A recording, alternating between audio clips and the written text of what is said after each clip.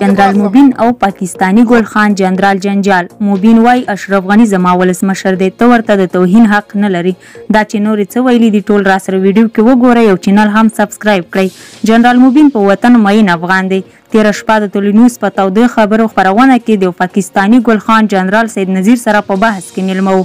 یاد کس جنرال موبین ته وویل چې ته یو تش په نوم جنرالي.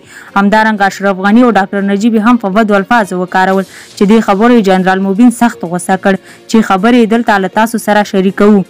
زه هغه جنرال یم چې په کرایه باندې نه یم ورکړل شوی.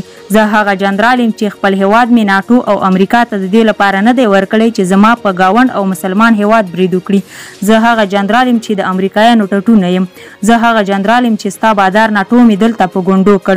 زه هغه جنرال یم چې خپل لور یعنی عاطفه صدیقی می امریکایانو ته تر ډالرو په بدل کې نه دا ورکړي. زه هغه جنرال یم چې لال جمعات می نه دی بمباری کړی.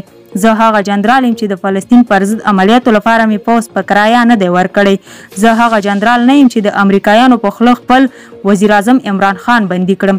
د پوس په تاریخ کې د ټول جنرالان د امریکا په فرمایش راغلي دي. هر جګړه هم بایللې او په بېعزتۍ سره ګوښه شوي دي.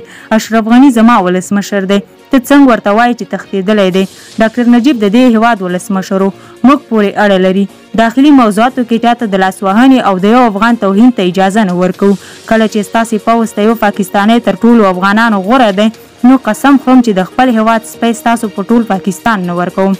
که تاسې هم کوم نظر لرئ خپل نظرونه مو راسره په کومنټ کې شریک کړئ. تر بیا ښې چارې.